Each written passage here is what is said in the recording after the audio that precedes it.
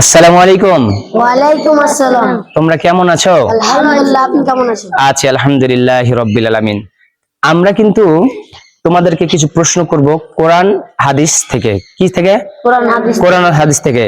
কি কোরআনে আছে সূরা হাক্কাত থেকে আমি প্রশ্ন করব, ঠিক আছে? জি। আচ্ছা, বলো তো, তুমি বলো, আসমানি কিতাব কতখানি আছে? 104 খানা। কয়খানা? 104 খানা। তো 104 খানার মধ্যে প্রধান কয়খানা? 4 খানা। 4 খানা। তোমরা সবাই কি পারো? জি। প্রধান কয়খানা? 4 খানা। 4 খানা। 104 খানা কিতাব, কিন্তু সর্বমোট কিতাব প্রধান হলো 4 খানা। আচ্ছা, কি কি বলো তো দেখি, সবাই বলো তো দেখি। তাওরাত, জাবুর, ইনজিল, কুরআন ও কোরআন শরীফ। আবার বলো তো দেখি। তাওরাত, জাবুর, ইনজিল ও কোরআন শরীফ। কোরআন শরীফ। আচ্ছা, কোরআন শরীফ তো 4 খানা হয়ে গেল। আচ্ছা, আল্লাহ রাব্বুল আলামিনের ফেরেশতা কতজন? কোটি কোটি। কোটি কোটি। জি। প্রধান ফেরেশতা কয়জন? 4 জন। কয়জন? 4 জন। আচ্ছা, 4 জন ফেরেশতা নাম বলতে পারো তোমরা? জি।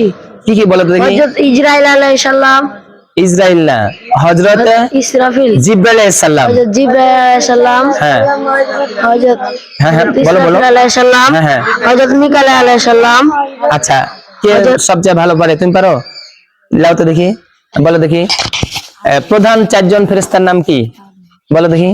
হযরত জিবরাইল আলাইহিস সালাম, হ্যাঁ। হযরত মিকাইল আলাইহিস সালাম, হ্যাঁ। হযরত ঈসা আলাইহিস সালাম, ইসরাফিল আলাইহিস সালাম, আলাইহিস সালাম, হযরত আজরাইল আলাইহিস সালাম।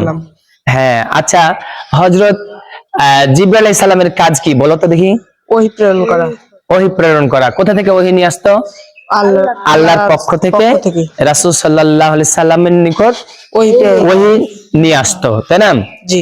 আর হযরত মিকাইল আলাইহিস সালামের কাজ কি? খাদ্য বহন করা। খাদ্য বন্টন করা। আর হযরত আজরাইল আলাইহিস সালামের কাজ? জান কবজ করা। জান কবজ করা। আর হযরত ইসরাফিল আলাইহিস সালামের কাজ কি? সিংহাসনে ফুৎকার দেওয়া। সিংহায় ফুক দেওয়া। এরকম একটা সিংহা থাকবে, সেই সিংহায় ফুক দেওয়া। তাহলে সিংহায় যখন ফুক দেওয়া হবে, এদিকে ঘুরো, সিংহায় যখন ফুক দেওয়া হবে তখন কি হবে? কিয়ামত গঠন হয়ে যাবে। কি হয়ে যাবে? পৃথিবী ধ্বংস হয়ে যাবে। আকাশ জমিন সবকিছু কি হবে? ধ্বংস হয়ে যাবে। কখন ধ্বংস হবে? সিংহায় ফুক। সিংহায় ফু দিলে ধ্বংস হয়ে যাবে। ধ্বংস হওয়ার পর আল্লাহ রব্বুল আলামিন কিয়ামত গঠিত হবে। কিয়ামত গঠন হওয়ার পর তখন সিংহাসন আল্লাহর আরশ থাকবে। কি থাকবে? আল্লাহর আরশ। ফেরেশতারা কোথায় থাকবে? আল্লাহর আরশের চারিদিকে ঘুরবে, থাকবে। এবং আল্লাহর আরশ কতজন ফেরেশতায় বহন করবে? 8 জন। কয়জন? 8 জন। আল্লাহর ফেরেশতা 8 জন এই আল্লাহর কি করবে? আরশ বহন করবে।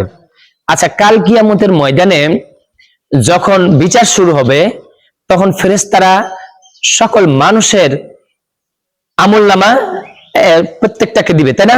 জি। তো যার আমলনামা ডান হাতে দিবে তারা ভাগ্যবান না ভাগ্য খারাপ? ভাগ্যবান। কেন? ডান হাতে আমল দিলে কি হয়? জান্নাত। জান্নাতি না? আর বাম হাতে আমল দিলে কি হয়? জাহান্নামী। তাহলে তো তোমরা তো ভালোই পাচ্ছ, শিখছো। আচ্ছা, এগুলা কোথায় আছে? কুরআনে। কোরআন শরীফে। কোন সূরায় জানো? সূরা হাক্কা। ওই ধরনের সূরাতে আছে, কিন্তু সূরা হাক্কা নিয়ে আমরা পড়ে গবেষণা করে এগুলা পেয়েছি, তাই না? জি। তাহলে তোমরা তো কোরআন শরীফের এগুলা তাহলে পাচ্ছ। জি। তোমরা প্রতিদিন সকাল সন্ধ্যা কোরআন শরীফ পড়বা, ঠিক আছে? আর 5 ওয়াক্ত নামাজ পড়বা, ঠিক আছে না? আর যারা বাম হাতে আমলনামা দিবে তারা কোথায় যাবে? জাহান্নামে। জাহান্নামে। তারা কি বলবে? না পারলে ভালো হতো। হ্যাঁ, আমলনামা যদি না হতো তাহলে ভালোই হতো।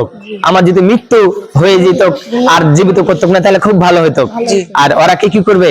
আল্লাহ রাব্বুল আলামিন বলবে যে ওদেরকে পাকড়াও করো, 70 গজ শিকল দিয়ে, আগুনের শিকল দিয়ে তাদেরকে ধরে জাহান্নামে নিয়ে যাবে।